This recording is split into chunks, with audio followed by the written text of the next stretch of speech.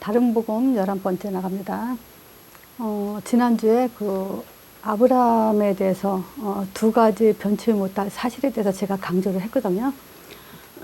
그러다 보니까 오늘은 이 아브라함에게 주신 축복이 뭔지 이거에 대해서 좀 자세히 좀 우리가 은혜 받는 차원이 아니고요. 확립하는 차원에서 좀 강조해야 되겠다 싶은 생각이 들어서 오늘은 아브라함의 축복 이제 그 말씀을 나누려고 합니다. 그렇다면은 왜 내가 사도행전 2장에 1절부터 47절까지 일어나는 사도행전의 1장의 언약으로 인해서 2장의 응답 5가지가 있죠. 그 전도 제자 훈련 2단계 하신 분들은 이제 이 성령에 대해서 확립이 되셨을 거예요. 그러면 2장의 이 5가지를 가지고 또 아브라함의 축복이라고 하냐. 아브라함의 축복은요, 창세기에 주신 그 축복이 사도행전 2장과 바로 연결이 돼 있고요. 아브라함에 주신 축복은 주님 오시는 그날까지 우리에게 주신 응답, 땅끝까지 가는 응답입니다. 그래서 이 응답은 사도행전 2장 응답은 반드시 우리가 꼭 가지고 있어야 될 중요한 응답이죠. 오늘 메시지 속에서 그걸 발견하게 될 겁니다. 어떤 분이 이런 말씀을 좀 하셨어요. 그 치매에 걸린 개의 특징. 개도 치매에 걸리냐 했더니 치매에 걸린다네요. 근데 그 개가 치매에 걸리면 어떤 특징이 일어나냐면요. 첫 번째가 방향 감각을 잃어버린대요. 그렇잖아요. 사람도 그렇잖아요. 치매 걸리면 제일 먼저 집 나갔다가 집을 못 찾아오기 시작하죠. 개도 그렇다네요. 두 번째가 낮과 밤을 구분하지 못한대요. 사람도 그런가요? 그건 모르겠죠. 저도 그건 확인 안 해봤는데 이 개가 낮과 밤을 구분하지 못한대요. 세 번째 단계가 뭐냐면 주위를 보고 짖는데요. 또 네 번째가 뭐냐면 대소변을 구분 못한대요. 그리고 5번째가 주인 잠자는 침대까지 기어 올라온대요. 이게 치매에 걸리는 그게 개의 특징이래요. 근데 불신자들도 이제 이렇게 이런 치매 현상이 일어날 때 이런 비슷한 현상들이 있죠. 나는 이걸 들으면서 신자들이 지금 오늘 메시지 이 사도행전 2장 아브라함의 축복이 없는 사람들은 그런 신자들은 치매 걸린 신자들이다. 이렇게 생각이 들더라고요. 자, 보세요. 신자들이 방향이 잃어버렸다는 것은 치매 걸린 그 개에 똑같죠. 그죠? 우리가 어떤 방향으로 어떤 목적으로 신앙생활을 해야 되고 어떻게 삶을 살아야 되냐. 그걸 분명히 알아야 되죠. 근데 신자들이 지금 방향이 없어요. 그리고 낮과 밤을 구분 못한다는 건 뭐냐면 이제 생각이 뭐가 말하자면 복음과 종교에 대해서 구분을 못하고 있다는 거예요. 내가 할 말과 하지 않아야 될 말 이런 것들을 지금 구분하지 못하고 있고요. 또 메시지 많이 들어가고 언젠가도 얘기했죠. 평신도들이 그 목사님한테 대들지 않는다고. 신앙생활 오래 한 사람들이 장로님들이 이런 분들이 이제 대들죠. 이제 그거는 왜 그러냐. 이제 주인을 알아보지 못하는 거죠, 이게. 하나님이 세우시는 잘하는 것에 대해서 이제 감각 상실이 되는 거죠. 이런 일들이 지금 신자들한테 줄비하게 일어나고 있죠. 자, 그래서 우리가 치매에 걸렸다, 안 걸렸다. 우리 신자가. 그거를 한번 확인해 봅시다. 뭘 가지고 치매에 걸린 방향을 잃어버렸냐, 안 잃어버렸냐, 그걸 찾아봐야 되죠. 자, 오늘 서론에는 자, 노아를 잠깐 얘기할게요. 노아 보고 하나님이 뭘 하랬냐면요. 방주를 지라 그랬죠. 이때 처음에 뭐 때문에 방주를 지라 그랬냐. 너는 잣나무로 너를 위해서 방주를 짓고 그래. 너를 위해. 그래서 이 하나님의 말씀은 지금 노아한테는 방주가 하나님 말씀이죠. 그러면 이 방주는 누구를 위해서냐? 이 노아를 위해서, 나를 위해서 이걸 방주를 지나는 거예요. 그래서 말씀은 곧 나를 살리는 말씀이에요. 그래서 말씀이 없으면 우리는 죽는다는 얘기죠. 자, 내가 사는 길이 뭐냐? 방주를 짓는 거죠. 말하자면 말씀을 잡고 말씀 안에서 말씀의 인도 속에서 말씀의 응답을 받는 게 지금 노아가 해야 될 일이고 우리가 해야 될 일이죠. 자, 두 번째, 이 방주를 안 지면 어떻게 되냐면요. 그 홍수를 땅에 일으켰을 때 무릇 생명 기식 있는 육체를 천하에서 다 멸절하는데 땅에 있는 데가 다 죽는다 그랬어요. 자, 두 번째 18절에 있죠. 이거 창세기 6장이죠. 18절에 그러나 너와는 내가 내 언약을 그랬을 때 언약의 특징이죠. 그냥 너와 내가 세운 언약 그러지 않고 내가 내 언약을 이렇게 하죠. 그래서 그것을 너한테 세우는데 너는 내 아들들과 내 아내와 내 자부들과 함께 그러면 가족을 위해서 방주를 지라는 거예요. 자, 세 번째가 19절이죠.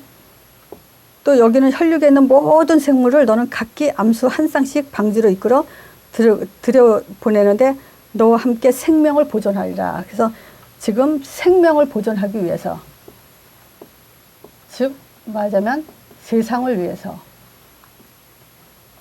자, 그러면 여기서 지금 그 무슨 생각이 들죠? 자, 지금 창세기 3장에 말씀하셨어요. 선악과 먹지 마라. 지금 그 아담에게 선악과를 먹지 말라는 것은 뭐냐면 아담을 위해서죠, 먼저. 자, 그리고 그 선악과를 계속 어디로 이어가야 돼요? 창세기 6장 가정. 자, 창세기 11장 사회를 위해서, 세상을 위해서. 자, 그래서 방주를 짓는 거죠. 그래서 지금 지난주에 창세기 3장, 6장, 11장 했어요.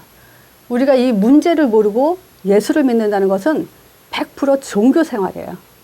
문제를 알고 그 문제 때문에 우리는 신앙생활을 하는 거기 때문에 그래서 복음의 유일성과 절대성이 반드시 필연성이 우리에게 있게 되는 거고요. 지속성까지 갖게 되죠.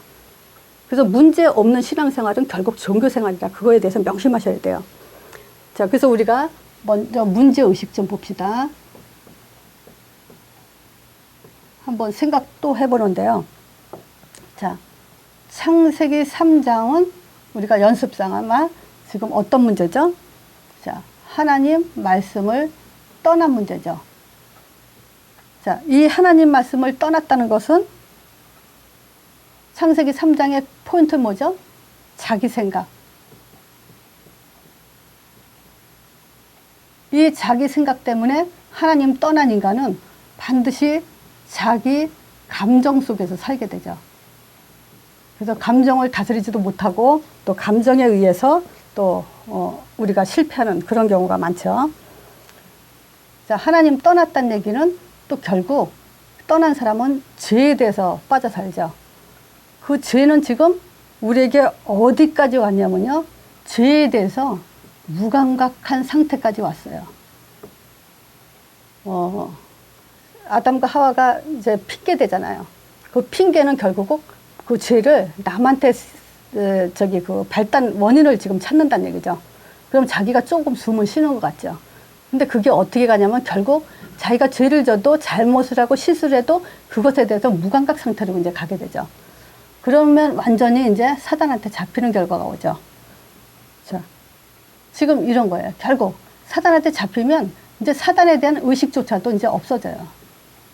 자, 이것이 창세기 3장은 자기 생각으로 비롯된 이 문제입니다. 그래서 이런 심각한 문제 의식에 대해서 우리가 신중하게 생각해 보지 않으면 안 된다는 거죠.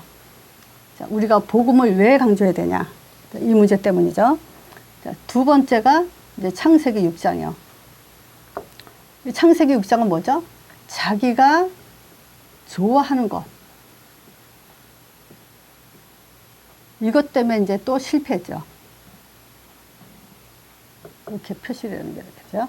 자, 가정은요, 한번 생각을 해봤어요. 가정은 뭐냐? 언약을, 바톤을 훈련하는 곳이다. 언약을 훈련하는 곳이 가정이다. 가정에서부터 언약을 훈련하지 않으면요, 이 자녀들은 이제 타락하게 되죠. 또 자기 생각을 쫓아서 자기 감정대로 인생을 살게 되죠. 가정 속에서 우리 자녀들이 이제 어느 정도 크면 이제 결혼을 하죠. 그래서 이 결혼은 바톤을 이어가는 그런 장이다. 자, 여기서 이제 이것은 뭐냐? 우리는 사실은 이 성령의 보금자리가 가정이다. 그래서 정말 이 가정에서부터 언약의 바톤이 이어지도록 부모들이 이 복음 확립이 지금 시급하죠. 자, 세 번째가 창세기 11장. 자, 사회. 사회에서는 뭐죠? 사람들이 자기들이 하는 일 있죠. 그래서 하는 일로 이제 지난주 실패한다 그랬죠. 자, 근데 보세요. 우리는 이 복음을 들으면 들을수록 뭐가 나오냐면요. 결론이 뭔지 나오죠. 결론을 알게 되죠. 그러면 이 세상은 이 세상은 우리 언약 잡은 사람에게 뭐냐면요. 결론을 알고 여기서 이 복음을 적용하는 것이 그 세상이죠. 현장이죠. 누굴 들어 예를 들자면요. 우리 요셉이요. 자, 요셉과 같이 응답받는 곳이 어디냐? 현장, 세상에서 응답을 받는 거죠. 가정에서 가만히, 물론 가정에서 지금 복음 훈련하고 또 그 복음의 바톤을 이어가는 결혼 생활이 이어지지만 실질적으로 적용할 수 있는 곳은 이 세상, 현장이죠. 그래서 요셉은 감옥 가고 노예 가고 뭐 누명 쓰고 이런 곳에서 결국 응답받은 곳이 이 세상이다. 그래서 우리가 살리는 곳, 살리는 장. 이 현장은요, 세상은요, 내가 살리지 못하면 내가 그 속에서 내가 당하는 곳이 이 세상이죠. 요거에 대해서 우리가 좀 반드시 가지고 있어야 됩니다. 그래서 아브라함의 축복, 제가 아브라함 그러면 두 가지 꼭 떠올라야 되는 걸 두 가지를 꼭 이렇게 반복해서 제가 말씀을 드리죠. 일단 아브라함 부르시며 하나님이 아브라함을 부르실 때 두 가지 얘기하셨어요. 첫 번째는 뭐냐면 버리는 훈련. 맨 처음에. 왜냐면 예수님은 또 그러잖아요. 새 포도주는 새 부대에 담아야 된다고. 옛날 부대에다가 새 포도주를 담으면 찢어져 가지고 다 버리죠. 우리가 창세기 3장에 각인 뿌리 체질됐던 것을 바꾸지 않고 복음을 집어넣으면요. 더 이상한 병에 걸려 들어가요. 그거는 세상이 감당하지 못하는 이상한 병으로 들어가죠. 그러니까 지금 빨리 우리는 복음을 듣는다는 것은 중요한 것은 메시지를 쌓고 또 이 메시지가 뭐 줄줄 나올 정도로 뭐 팀 사역하고 뭐 사람을 살리고 막 역사가 일어날지 하더라도 내가 버리는 훈련이 안 돼 있으면 결국 그것 때문에 내가 무너지는 결과가 오죠. 자, 이 버리는 훈련을 해야 돼요. 그래서 아브라함 부를 때 맨 처음에 이 본토 친척. 자, 세 번째 아비집을 버리라 했어요. 본토 친척 아비집. 그러면 본토는 뭐냐면 우상 숭배하던 것이죠. 우르라는 것이 우상이란 뜻이죠.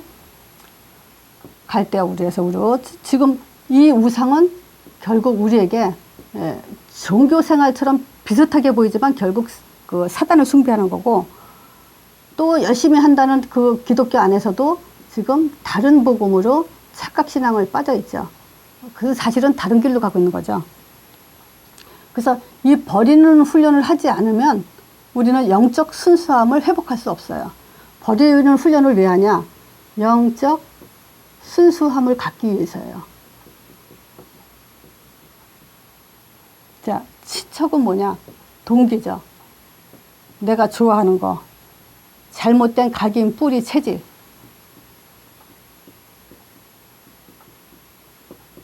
이런 것들을 찾는 것이 참 응답의 시작이죠.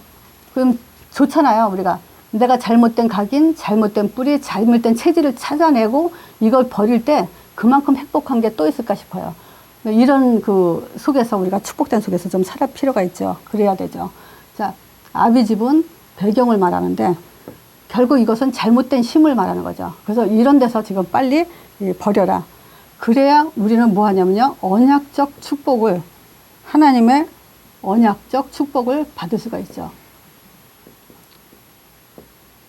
자, 요것을 사도행전 2장과 맞물려서 지금 설명을 할 겁니다. 조금 처음 듣는 부분은 좀 이해하기 어려울 것 같지만 1단계부터 쭉 들어 올라가면 이거는 결국 이제 내 거가 되는 그런 응답의 시간표가 올 겁니다.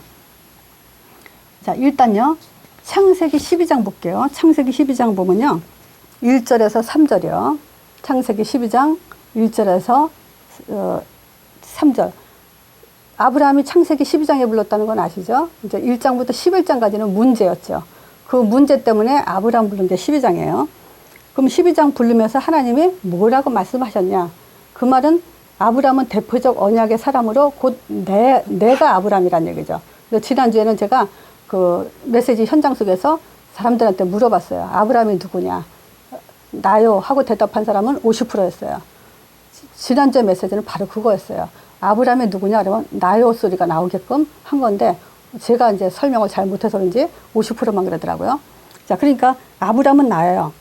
자, 근데 이 아브라함에게 뭐냐면 여호와께서 아브라함에게 이르시되, 이때는 아브라함이 아니라 아브람이라 했죠. 아브라함이 아니라 아브라함에게 이르시되 너는 너의 본토 친척 아비집을 떠나 내가 내게 지시할 땅으로 가라 했어요.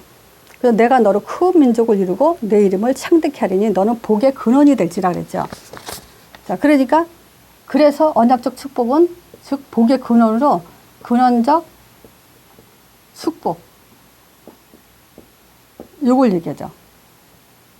그러면 우리가 사도행전 2장에 한번 그려보죠. 사도행전 2장에 5가지가 있죠. 성령 충만한 역사가 일어나니까 15나라의 전도 의문이 일어나고, 또 전도 의문이 일어나니까 그 안에서 3천 제자가 일어나고, 말씀 성취가 일어났죠. 그 말씀 성취 속에서 3천 제자가 일어났고, 그 다음에 현장에 날마다 모이면서 확산이 됐다고 했죠. 거기서 근원적 축복은 바로 이제 성령 충만이죠. 사도행전 2장 1절에서 4절이요. 자, 근원적 축복은 성령 충만한 역사. 요게 똑같은 단어예요. 자, 근데 여기서 누가복음 11장 13절에도 그러죠. 예수님이 너희가 아무리 약할지라도 이제 그 좋은 것을 자식에게 줄 줄 알거든 하물며 너희 천복해서 구하는 자에게 성령을 주시지 않겠냐. 그렇다면 하나님 입장에서 자기가 사랑하는 자녀에게 가장 좋은 것은 성령이라는 얘기죠. 그러면 성령은 곧 응답이란 말과 같아요. 그죠? 너희가 아무리 약할지라도 좋은 걸 주려고 그러는데 하물며 하나님께서 너희들보다 더 좋은 거 주지 않겠냐 이거죠. 그러니까 하나님이 주시는 것은 세상 것이 아닌 하늘의 것을 주는데 그것이 바로 성령이에요. 그래서 기독교인들이 응답 개념을 성령 충만, 성령 이걸로 갖지 않으면 그건 종교가 되고 유괴의 사람이 되는 거죠. 아무리 기도를 많이 하고 우리가 열심히 하고 한다 하더라도 금식, 철야, 기도 다 쉬지 않는다 하더라도 하나님이 주시는 응답은 딱 하나예요. 성령 충만이에요. 그래서 그것을 우리가 1단계로 빨리 뿌리내려야 돼요. 근데 이제 여기서 제가 질문하고 싶어요. 성령 충만의 의미가 뭐냐는 거예요. 성령 충만의 의미가 뭘까요? 네, 제가 질문은 이렇게도 하죠. 성령 충만과 똑같은 얘기가 무슨 말이냐, 똑같은 의미가 뭐냐 했을 때는 사단, 흑암이 꺾이는 거죠. 근데 오늘은 그 질문이 아니고요. 성령 충만의 의미를 제가 여쭤보는 거예요. 그러면 요거를요, 에베소서 5장 한번 볼게요. 에베소서 5장. 5장 15절에 보면 이런 말이 있어요. 그런즉 너희가 어떻게 행할 것을 자세히 주의하여 지혜 없는 자 같이 말고 오직 지혜 있는 자 같이 하여서 세월을 아끼라 그래요. 때가 악하기 때문에. 그러므로 어리석은 자가 되지 말고 주의 뜻이 무엇인지 이해하라. 그러면서 술 취하지 마라 그래요. 이는 방탕한 것이므로 오직 성령 충만함을 받아라 그랬단 말이에요. 그러면 술 취한 것과 성령 충만에 대한 얘기를 했어요. 사람은 너희들은 술 취하지 마라. 술 취한다는 특징이 뭐죠? 자, 술을 많이 먹으면 사람이 술을 지배하나요? 술이 사람을 지배하나요? 술이 사람을 지배하는 거예요. 술 취하면. 반대로 성령 충만함을 받으란 말은 뭐냐면 성령이 우리를 지배한다 이 얘기죠. 그러니까 충만은 말하자면 우리가 볼 때 그릇에나 어떤 항아리에 비해서 꽉 담는다, 꽉 찬다 이런 개념으로 지금 이해하고 있잖아요. 근데 그게 아니야. 성령 충만함 받으라는 것은 성령의 지배하에 내가 그 속에 있다 이런 의미예요. 근데 여기서 우리가 좀 살펴볼 게 뭐가 있냐면요. 지금 사람들이 신자는요 지혜가 있어야 돼요. 지혜 있게 살아야 된다는 것은 뭐냐면 세월을 아끼는 거예요. 그럼 세월을 아끼는 게 뭐냐 이거죠 또. 주의 뜻이 무엇인지 그것을 이해하는 거예요. 그것이 세월을 아끼는 거예요. 그럼 주의 뜻이 뭐냐? 술 취하지 말고 성령 충만 받으라는 거예요. 그러니까 이 성령은 뭐예요? 근원적 축복의 이 성령 충만은 하나님이 인간에게 자기 형상대로 지은 인간에게 하나님 형상도 곧 어떤 면에서는 성령 충만이에요. 왜냐? 자기 하나님의 형상대로 지은 존재다. 하나님의 충만으로 사는 존재다. 이런 의미잖아요. 하나님 형상도. 그러니까 하나님의 최고의 모든 성령에 주는 목적, 하나님의 모든 가슴과 뜻과 계획과 모든 것은요, 인간에게 성령 충만이라는 거예요. 그것을 주는 것이 목적이에요. 자, 근데 문제는 뭐냐면 이 성령 충만을 어떻게 받냐? 20절에 보면 범사에 우리 주 예수 그리스도 이름으로 항상 하나님, 아버지 하나님께 감사하며, 그래서 예수 이름으로 받으라고 얘기하죠. 답까지. 자, 그래서 지금 이 언약적 축복의 첫 번째가 뭐냐면 근원적 축복인데, 이 근원적 축복은 곧 성령 충만이다. 이것만큼 근원적 축복은 없다. 이 얘기죠. 자, 그래서 이 성령 충만의 의미가 지금 말씀드린 것처럼 하나님의 지배 하에 있는 거죠. 여기에 지배 속에. 근데 보세요. 그럼 하나님의 지배 속에 있다는 게 또 무슨 말이에요? 그냥 우리는 그렇잖아요. 성령 충만이라는 것은 꽉 차는 게 아니라 하나님의 지배 속에 있는 거다. 그러면 아, 맞아. 성령의 인도 지배하에 있는 거야. 그거 끝이잖아요. 거기에 대한 지배가 뭔지 모르잖아요. 그거는 이제 오늘 메시지 속에서 스스로 한번 답을 찾아보세요. 제가 결론으로 말씀을 드릴 거예요. 자, 이 성령 충만에 일단 받을 자격이 필요하죠. 그 자격이 뭐냐? 사도행전 1장 1절. 그리스도. 이 그리스도는 뭐와 관계되어 있죠? 바로 이 문제의식과 관계되어 있죠. 여기 앞에. 이것 때문에 꼭 필요한 것이 그리스도예요. 데빌레 내가 먼저 승그레 하면서 예수가 그리스도 되심을 얘기하죠. 자, 그리고 그 그리스도 때문에 반드시 하나님 나라가 임하는 거예요. 하나님 나라는요, 예수 그리스도 아닌다면 절대 임하지 않아요. 이 하나님 나라가 모든 흑암을 꺾어야 되기 때문에. 자, 근데 여기서 1장 7절에 무슨 얘기를 했냐면요, 예수님이 이때 이제 하나님 나라 얘기하니까 유대인들이 그랬죠. 제자들이 이스라엘 나라 회복이 있다니까 했을 때 여기서 너희 알 바 아니요. 자, 그러면요, 성령 충만한 사람은, 근원적 축복을 받은 사람은 내가 알 바와 알지 못할 바를 분명하게 아는 사람이어야 되죠. 이런 것에 눈을 뜨지 않고는 우리가 성령 충만은 줘도 못 받고 줘도 그 감당을 못하고 결국은 이제 뭐냐, 근원적 축복을 다 놓쳐버리게 되는 거죠. 자, 그러면서 뭘 알 바로 얘기하냐면 1장 8절이죠. 성령이 너에게 임하면 충만하게 권능으로 임하죠. 그래서 땅 끝까지 이제 가라. 이게 전도자의 삶이죠. 자, 요걸 가진 사람에게 지금 2장의 응답을 반드시 오게 돼 있죠. 자, 그래서요, 지금 아브라함이 이 근원적 축복을 분명히 가지고 승리한 거예요. 요셉도 마찬가지고 모세도 마찬가지고 구약의 다윗, 이렇게 성공적인 모델들이 기록해 놓은 것은 뭐냐면 다른 답 갖고 있질 않아요. 바로 이 답을 가지고 근원적 축복 속에서 사도행전 응답을 받아 나간 거예요. 자, 그러면 언약적 축복은 뭐라 했죠? 다시 한번 성령 충만, 근원적 축복이고 근원적 축복은 성령 충만이라 했어요. 그러면 성령 충만 속에 내포된 게 있어요. 그냥 성령 충만은 끝나는 게 아니에요. 이걸 작은 두 번째로 할게요. 성령 충만 속에 내포된 거. 자, 그것이 뭐냐면요, 아브라함한테 시대적 축복을 줬죠. 뭐라 그랬냐면요, 너로 큰 민족을 이루겠다. 이 큰 민족. 그거 우리가 아브라함이라 했죠. 나로 큰 민족을 이룬다는 걸 믿으세요? 그거 믿으셔야 돼요. 정말 그리스도 하나님 나라 땅끝 전도가 나의 인생의 답이라면, 그 근원적 축복의 답이라면 큰 민족을 이룬다는 것도 믿어야 되죠. 왜냐? 아브라함한테 그렇게 했으니까. 자, 이 시대적 축복은 오늘날 사도행전 2장 9절에서 11절이죠. 전도의 문. 이것 때문에 이제 흑암이, 음부의 권세가 완전히 꺾이는 축복들이 이제 문이 많이 열리죠. 근데 이 시대적 축복을요, 분명히 하나님은 주셨는데 우리가 놓치는 이유가 뭐냐면요, 문제 보는 눈에서 실패하기 때문에 그래요. 여기서 신자들이 많이 묶이죠, 문제. 사단은요, 또 얘기하지만 우리를 이기지 못해요. 그러니까 속고 실패하게 만드는 것이 뭐냐면 문제에 묶이게, 감정에 묶이게, 자기 생각에 묶이게, 자기가 좋아하는 것으로 묶이고 자기가 하는 일로 묶이게 만들어요. 그런 문제를 보는 눈이, 우리는 이게 말씀 훈련 속에서 이게 나를 자꾸 이렇게 찾아 나가야 돼요. 그리고 거기서 이 문제 보는 눈을 떠질 때 각인뿌리 체질들이 치유가 되는 거죠.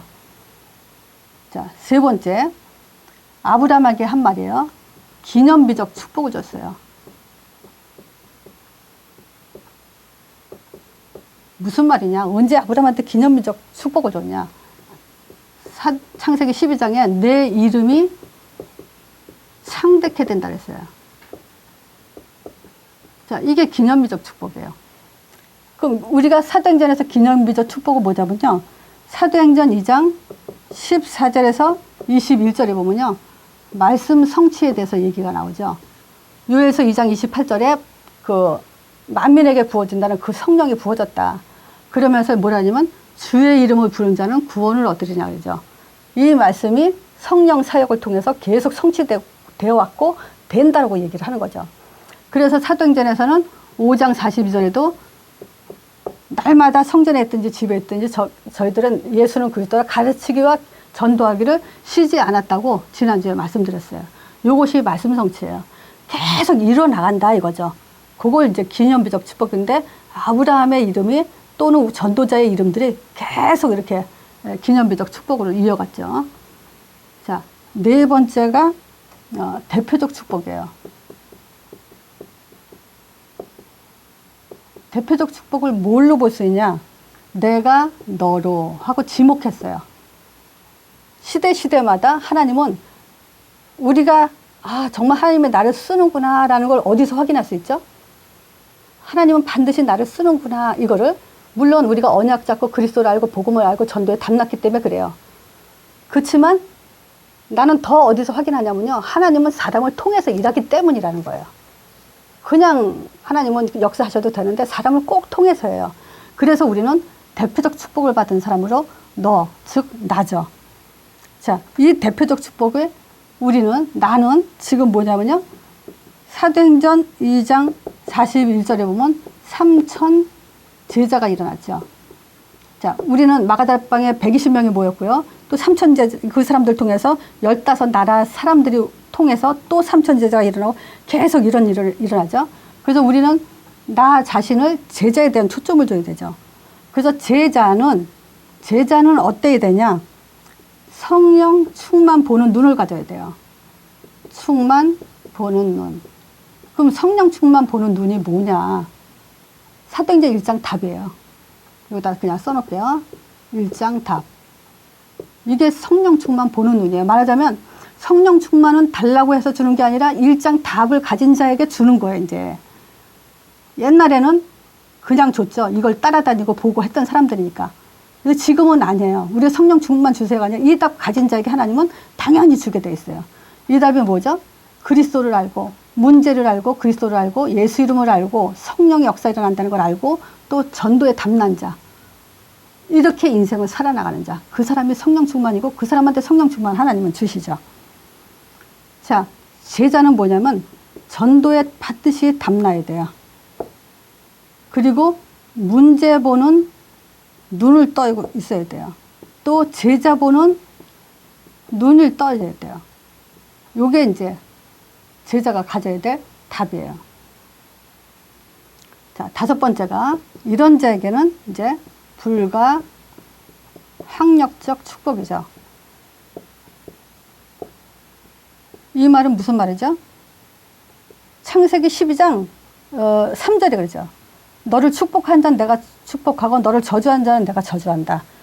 말하자면 이제 아브라함에게는 아무도 대항할 자가 없어요. 왜냐? 하나님의 배경이 되고 하나님이 축복하는 자 축복하고 저주할 자 저주하니까. 즉 말하자면 현장을 정복하는 상태가 된다 이거죠. 정복자가 된다 이 말이에요. 생각해 보세요. 이 세상 정말 정복자가 누군가? 대통령, 정치인, 뭐 노벨상 탄 사람들, 그 사람들은 정복자가 될 수 없어요. 왜냐? 하나님 나라가 임한 사람들이 아니기 때문에. 진짜 정복자는 이제 이런 아브라함의 축복을 가진 자죠. 자, 보세요. 사도행전 2장 46, 47. 저는 이제 이 성경 구절을 좋아하는 것 중에 하나인데, 날마다 마음을 같이하여 그래요. 마음을 같이하여. 자, 메시지도 하나가 돼야 되겠지만, 마음도 같아야 돼요. 생각도 또 이렇게 교제도 이게 어느 정도 수준이 같아야 돼요. 자, 이 사람들이 성전에 모이기를 힘쓰고 집에서 떡을 떼며 기쁨으로 순전한 마음으로 음식을 먹고 하나님을 찬미하니까 온 백성의 칭송을 받으면서 주께서 구원받은 삶을 더하여 줬다고 그래요. 자, 이런 이제 아브라함의 그 축복은 사도행전의 2장에 그대로 나타나고 있어요. 자, 아브라함 축복 이거 반드시 공부한다 생각하고 계속 마음속에 가지세요. 우리는요, 근원적 축복을 가졌고, 시대적 축복, 기념비적, 대표적, 불강력적 축복을 받은 자예요. 이 중에서 하나도 빼지 않아요, 하나님은. 자, 이것이 어디에 나타나냐? 사도행전이요. 그래서 이 언약적 축복 속에 근원적 축복이죠. 성령 충만한 축복 속에 이 네 가지가 들어가 있는 거예요. 자, 오늘 좀 정리하면요. 이 사도행전 2장은요, 오래된 거 바꾸는 작업이에요. 우리는 다 버리고 이거 다 봐야 돼요. 상처를 치유받는 방법은 이거밖에 없어요. 다른 복음 체질 바꾸는 답도 이거밖에 없고요. 성령인도 받는 답도 이거밖에 없어요. 지금 아까 제가 질문했죠? 무슨 질문했어요? 성령의 지배하에 있다는 말이 무슨 말이냐? 성령 충만이란 말은 성령의 지배하에 있다는 말이다. 그 말은 우리가 들어서 알 수 있어요. 그럼 그걸 성령의 내가 지배하에 있는지 없는지 그걸 내가 어떻게 알아요? 바로 이 사도행전 2장 5가지 가지고 얘기를 하는 거예요. 이걸 가지고 내가 성령의 지배하에 있구나. 자, 그러면 이 메시지 듣는 모든 분들은요, 자, 생각해 보세요. 내가 정말 성령 충만한 답을 가지고 있는가? 내가 전도에 답이 나서 전도자를 위한 준비하는 삶을 살고 있는가? 내가 정말 말씀 성취라는 게 뭔지 알고 있는가? 그 말은 뭐죠? 예수 이름을 알고 있는가? 이 말이죠. 자, 그리고 뭐죠? 내가 정말 제자 맞는가? 그리고 내가 현장을 위한 준비 속에서 이제 앞으로 그냥 전도가 아니에요. 그냥 전도는 뭐죠? 교회 와봐라. 영접 식구 데리고 오는 거죠. 양육까지 하는 것이 진짜 전도죠. 현장은. 그래서 기독교인들이 현장에서 정말 양육하지 않으면요, 이단들 다른 종교에 다 삼키게 돼 있어요. 삼킴당하게 돼 있어요. 그래서 빨리 정신 차리기 위해서 저는 무조건 자꾸 이렇게 확립할 수 있도록 얘기해요. 그러니까 그거란 말이에요. 지금 우리가 아브라함은 지금 어디 있었냐면요, 성령의 지배하에 있었고, 우리도 이제는 성령과 관계돼 있어요. 하나님 형상이라는 것은. 그렇다면은 성령의 지배하에 있다면 내가 성령의 지배하에 있다는 답을 갖고 있어야 되는 거잖아요. 그것이 바로 사도행전 2장 5가지라는 거예요. 그래서 내가 정말 이거와 관계돼 있냐 안 돼 있냐.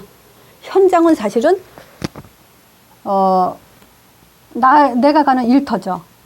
사람들 만남이 있죠. 자, 그리고 뭐가 있죠?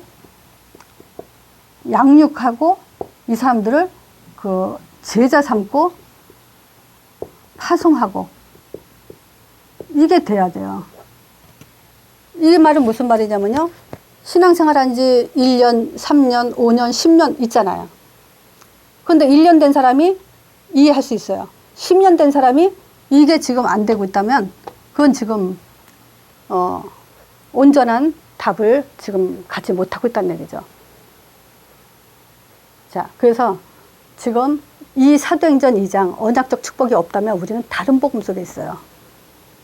왜 자꾸 다른 복음 하냐? 뭘 갖고 우리가 구분하겠어요? 다른 복음인지 아닌지. 근데 사도행전 2장이 없다면요, 우리는 다른 복음이 있는 거고, 또 성령의 지배하에 있지 못하다는 거예요. 그러면 어떻게 돼요? 하나님과 상관없어요. 구원은 받았을지 모르지만 하나님과 상관없어요. 그러면 어떻게 돼요? 이 각인 속에, 체질 속에 창세기 3장, 6장, 11장 속에 예배 실패하면서 인생 살게 되겠다고요. 각인, 잘못된 뿌리 체질 못 버리고 살게 돼요. 그것처럼 불쌍한 인생은 없죠. 그러면 치매라는 건 뭐죠? 갈수록 비참해지죠. 신자도 마찬가지예요. 갈수록 비참해져요. 성경에서 발견된 건요, 신자도 망할 수 있다예요. 유대인들이 근거죠. 그래서 이 메시지 정말 명심하셔야 돼요. 자, 이거로 마치겠습니다.